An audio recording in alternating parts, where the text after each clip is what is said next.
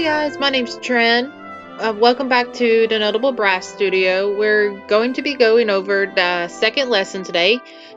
The second lesson is technically split into two parts, so it'll be 2 episodes going over them, mainly because I really want to focus and break down this next lesson. So, lesson 2 is going to be over note duration values. The first part is whole notes, all the way down to quarter notes. I break it down into 2 parts because the second part goes over the next 2, and those are the ones where it gets to be just a little bit confusing, so they need to have a separate section of themselves. So when I say note duration values, what I mean is the amount of time or beats that a note is held out. So we're going to talk about note values as if we are speaking in a time signature called 4/4. When looking at a time signature, it tells you how many beats are going to be in a specific measure. A time signature of 4/4 means that there are 4 beats in a measure. Now we have multiple different time signatures. We have 3/4, 2/4, 6/8, 12/4, 12/8. You can make almost any kind of number. I've seen some obscure ones like 48 over 8.5 before.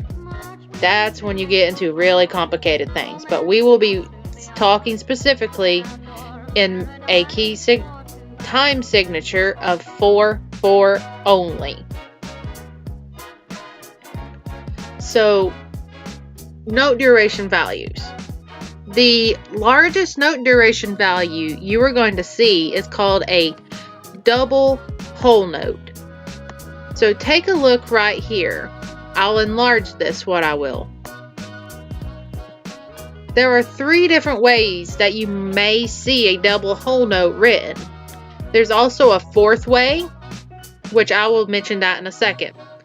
These are the 3 most common ways that you will see a double whole note written.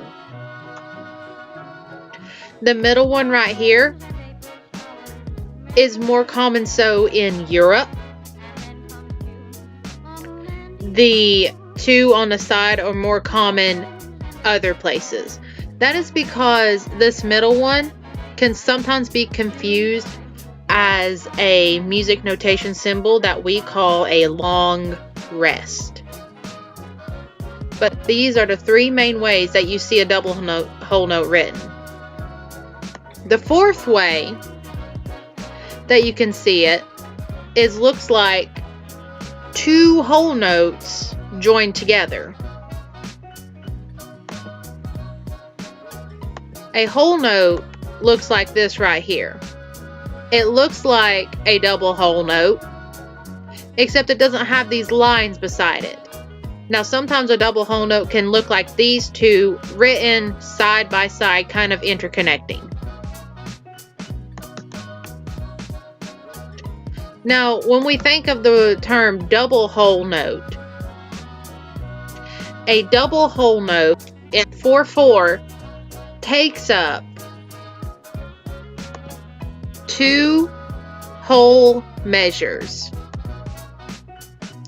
Now in 4/4, one measure gets 4 consecutive continuous beats. A double whole note takes up 2 measures, so that means it gets 8 beats. That note is sounded for 8 continuous beats straight. There is no break in that sound.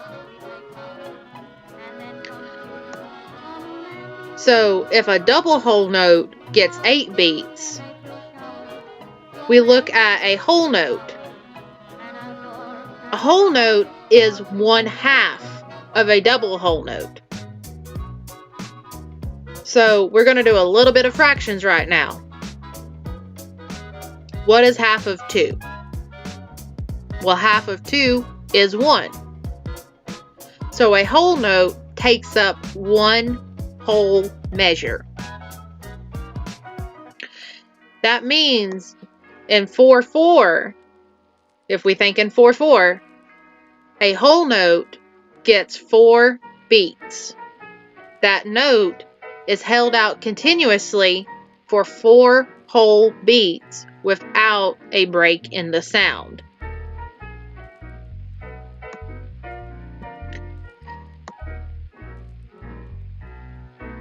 Next, we move on to our next smallest. Thinking again in terms of fractions, we will always go in halves. So right here, if we have our half note, notice how the half note looks similar to the whole note. In a way, I didn't want to drag that, I wanted to enlarge it. So here's our whole note. It is complete, it's just one whole circle, completely open. Now look at our half note. Our half note note heads, right here and here, are completely open as well. However, they have what's called a tail that comes off of one side of them. Now, here's a special thing to note. See how this one's tail goes down and is on the left side, and how this one's tail goes up and is on the right side. A note that has a tail to it, if it falls below the 3rd line in the staff, its tail will always point up on the right side if it falls below the 3rd line. Now, look at our note over here. If the note falls above the 3rd line, its tail will always point down and be on the left side of the note. Falls below, it goes up. Falls above, it goes down. Now, you might say, well, what if the note is on the 3rd line? The 3rd line will always point down, unless it is a note that we will talk about, a note duration value, I should say, we will talk about in part 2.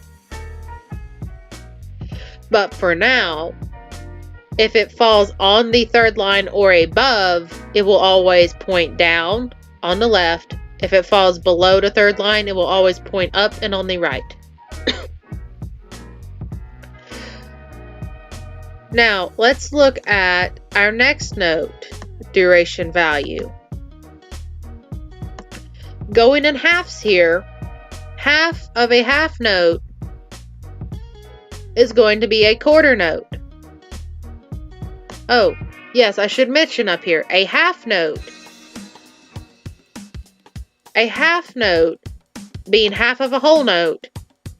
If a whole note gets 4 beats, divide 4 in half. How many beats would our half note get?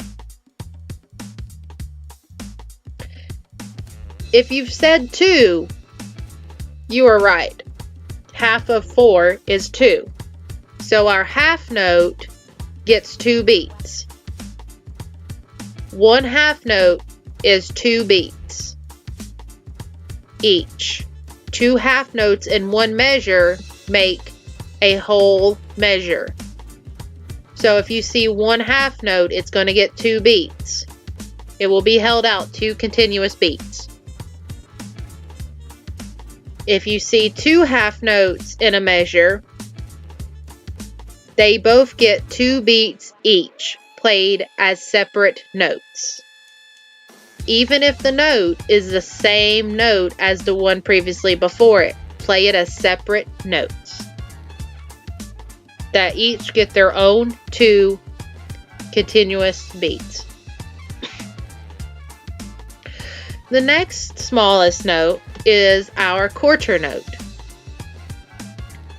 So if our half note gets 2 beats, we're going to divide 2 in half one more time. Our quarter note gets 1 beat each. So 4 quarter notes will make up a whole measure in 4/4. They each get 1 beat each, played as different notes.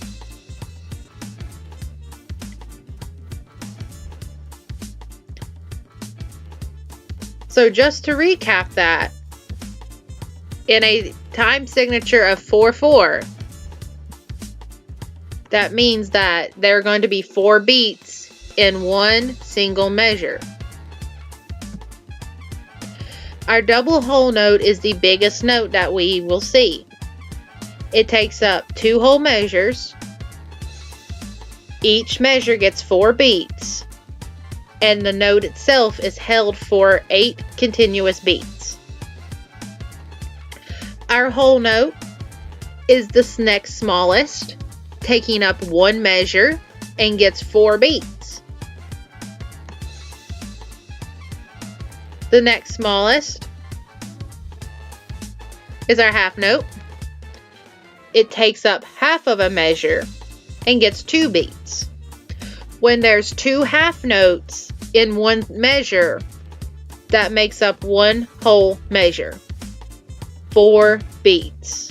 But you play them as 2 separate notes, even if they are the same note name. And our quarter note. Our quarter note takes up a quarter of a measure. It gets 1 beat to itself. 4 quarter notes make up 1 measure and are played as 4 different notes. Again, even if they are the same note as the one that comes before them. So if we take a look right over here,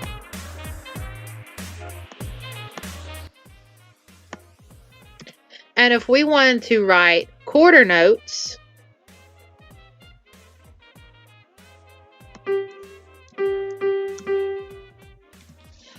I will let my music software play this out.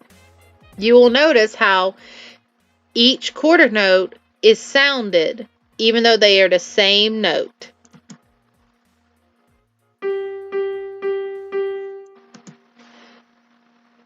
You notice how it plays each note as a different one. Ba, ba, ba, ba. It doesn't just hold it out, even though it's the same pitch. It plays them as different notes.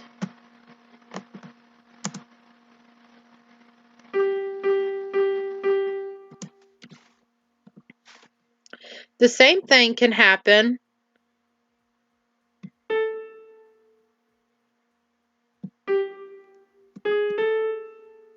with our half notes.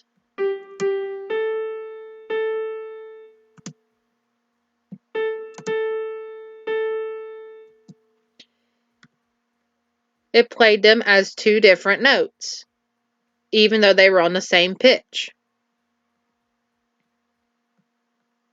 And then obviously our whole note is held out for 4 continuous beats.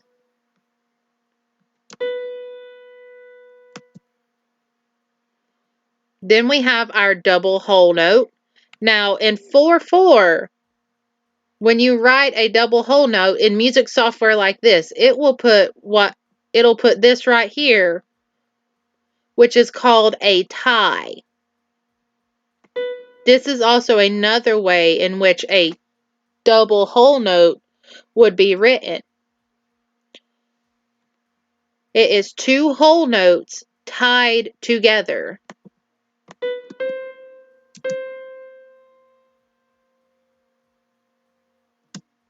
I'll do that one more time. Notice how it plays this pitch, but it doesn't play this one right here.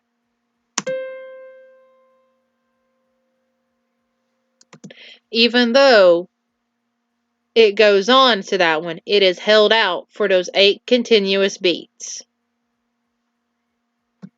even though obviously music software is lacking in the ability to hold sound the note the entire time, whereas a real performing musician, you would still continue hearing that note.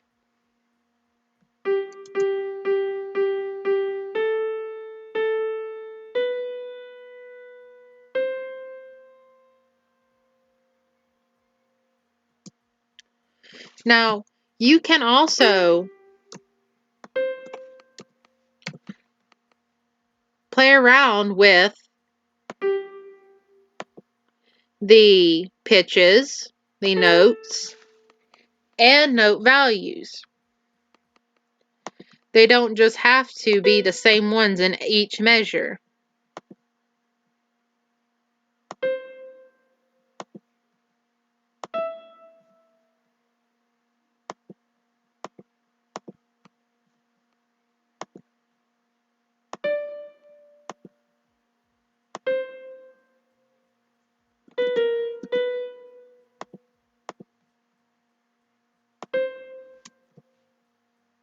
So as you can see here, I have written quarter, half, quarter, whole, quarter, quarter, half, double whole.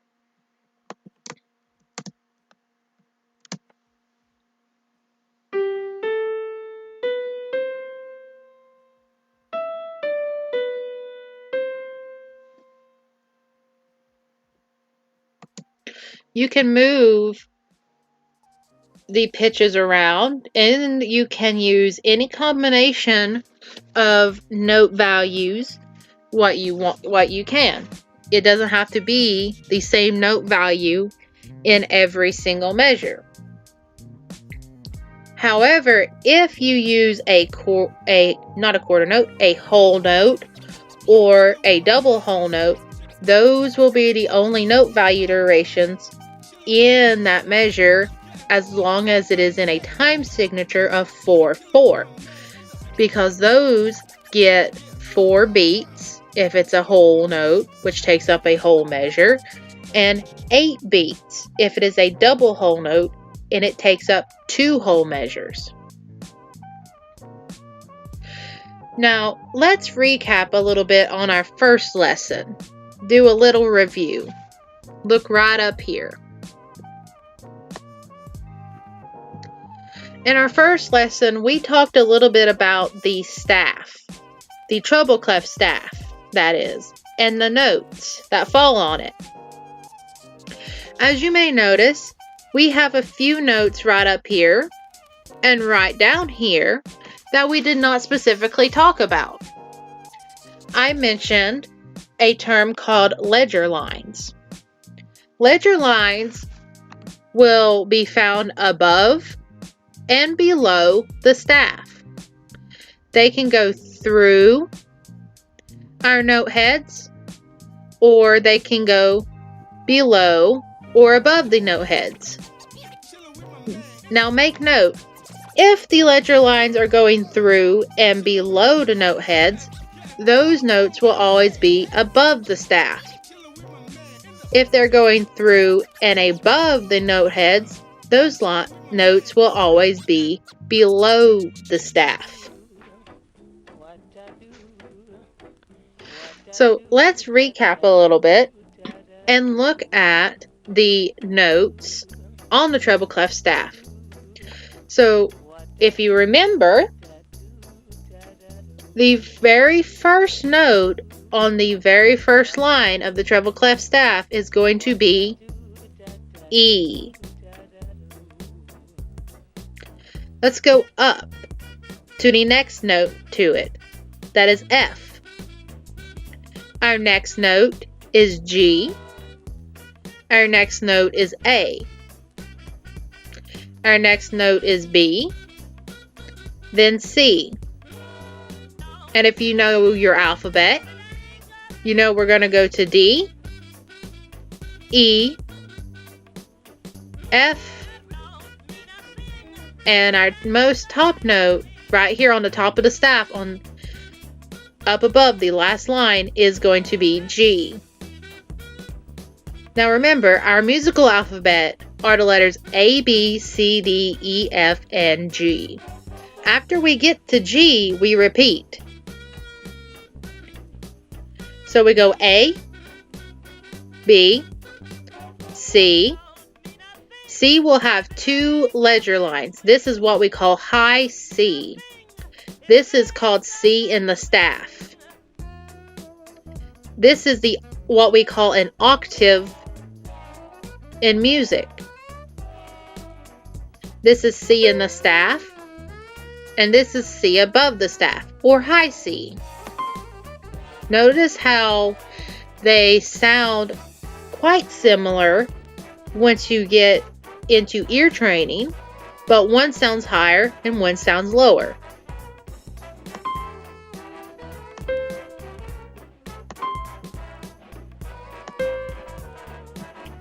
Once you train your ears, you can kind of tell how they do sound similar, but one sounds higher, one sounds lower. C above the staff will have two ledger lines, one below it, one going through it. Our A above the staff will have one single ledger line going through the note head. B rests above the ledger line. So what would come after our note C here? D would be our next note. Now we can keep going and adding on ledger lines for just about forever and ever and ever and ever until we basically couldn't hear anything, and it would be up in a dog's hearing range. But we will stop right here, what we will, at C. If we wanted to write D, ooh, that sounds pretty. D would have two ledger lines below it, one going through its tail and one right below the note head. For E, it would have three ledger lines, two below it like this right here, and then one going through the note head.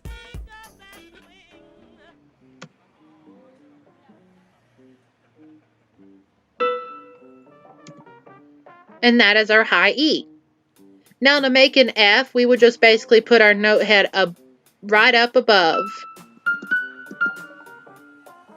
that. G would have three below it and one going through it. A would just rest right on that fourth ledger line.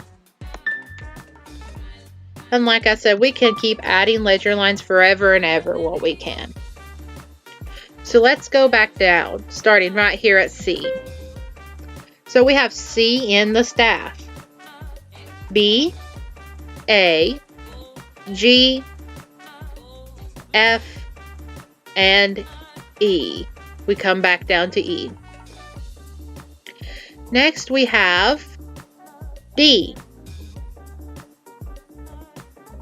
Then we have C below the staff. Notice how it sounds an octave lower than our C in the staff.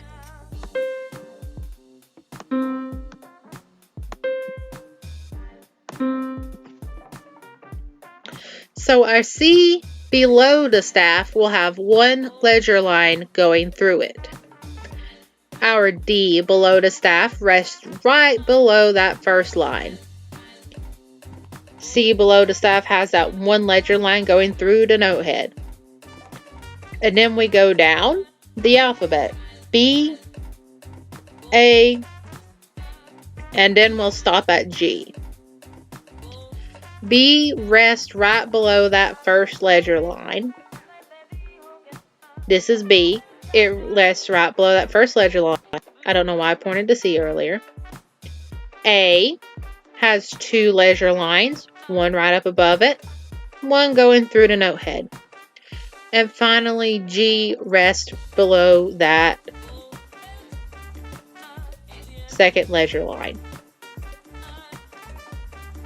And again, like always, we can keep adding ledger lines going down as far as we want to as well. F has 3 leisure lines. In treble clef, you generally don't see anything below the F.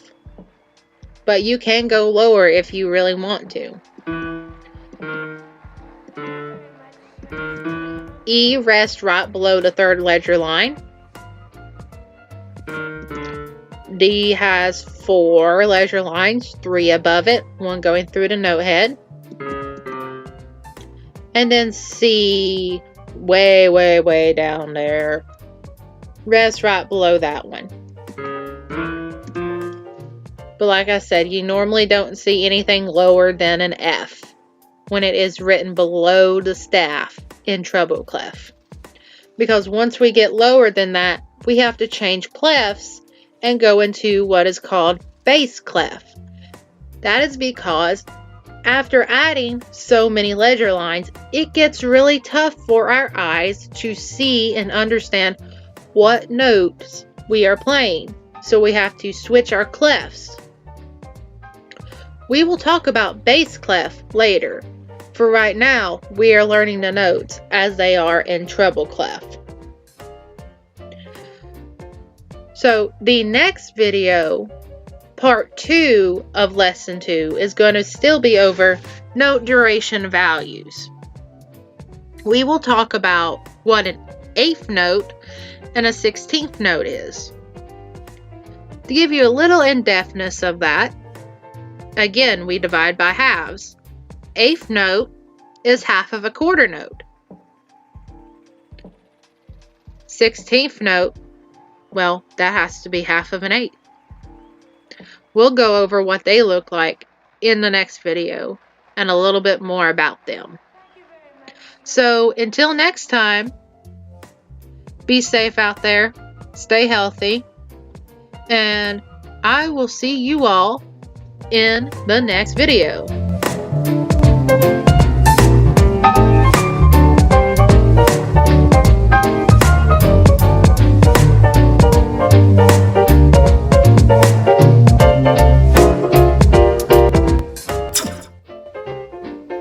Hey, quick reminder guys, if you want to help support me in any way, links down below in the description to my Kofi. You can help donate there, or you can donate to my Venmo. Again, I'll put the link down in the description. I also have PayPal. If you don't like using Kofi or Venmo, either one, you can also donate to me through PayPal. So remember, those 3 options are Kofi, Venmo, and PayPal. Also, every time I get a donation, it helps support me.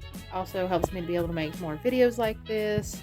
Also helps me be able to reach out, talk to new people, possibly help get them actually on the channel for new videos, new series in the future that I'm trying to plan to do.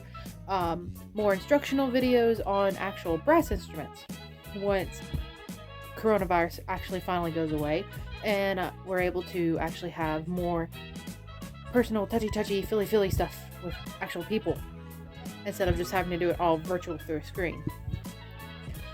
So if you want to help support, remember that's Kofi, Venmo, or PayPal. All donations, they help support me as a creator, as a person, as an individual. Helps me be able to get content out to you guys. If there's anything that you would like for me to discuss in the next video, like if you have questions on this one, please comment down below those questions. I will do my best to answer back to you either in the form of the next video or in the form of a personal reply to your comment on the video. Also, I do have more in-depth lessons that I've typed out, like a chapter type book.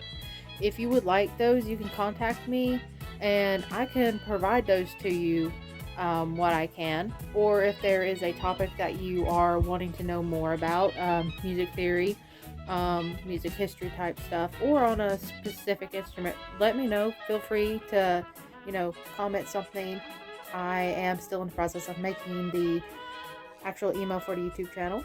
It will be up on the YouTube channel by the next video. That is a promise. And you can email me any questions that you have there, especially if you have like more personal ones you don't actually want to put on a YouTube comment, because I understand how some people can be on the internet. It's like, oh, you don't know that. Well, guess what? Not everyone knows everything. That's why we have people that teach people. So I'll have that out. Let me know if you have any questions or a topic and that you want to know more on, and I'll research it and I'll try to make a video on it. What I will as soon as possible. Life keeps getting in the way of everything, and I am trying my best, and that's the best that anyone can do, especially right there. So I will see you all later. Bye bye.